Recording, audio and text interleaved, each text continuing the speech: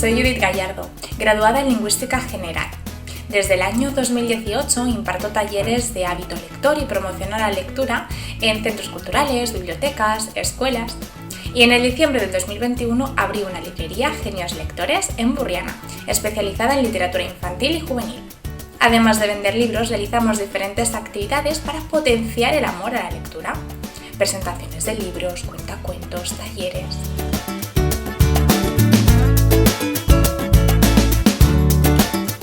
En el taller de un hogar de cuento, lo que vamos a hacer va a ser aprender a potenciar el amor por la lectura desde casa.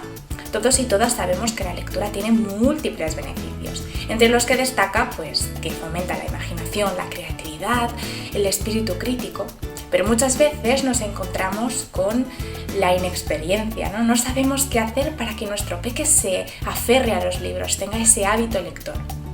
Pues en este taller aprenderemos herramientas para potenciar este amor por los cuentos. También aprenderemos lugares, formas en el hogar de transmitir este amor. Y por supuesto hablaremos de géneros literarios y desmentiremos algunos mitos que giran alrededor de la literatura infantil.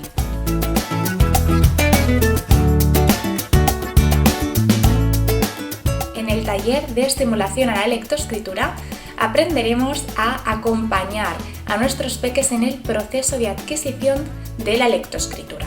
No sé si lo sabéis, pero los bebés al nacer ya están preparados para hablar, excepto algunas excepciones, ¿no? Algunos bebés con alguna particularidad. Es decir, que los bebés únicamente con la exposición ya aprenden a hablar, no necesitan de ningún adulto para que sepan hacerlo, simplemente con la exposición, ¿no? Con escuchar a diferentes adultos, hablar de manera continua, van adquiriendo vocabulario y estructuras sintácticas. En el caso de la lectoescritura funciona un poco diferente. El niño o niña necesita el soporte de un adulto que le guíe en este aprendizaje. Por lo tanto, es un aprendizaje mucho más complejo, mucho más largo y externo.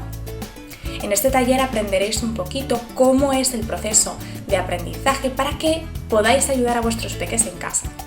También para que podáis detectar cuándo es alarmante un error en la lectoescritura y cuándo forma parte del aprendizaje natural. Estos errores que se producen al principio muchas veces se pueden corregir o mejorar a partir de diferentes actividades que también aprenderemos a hacer en este taller.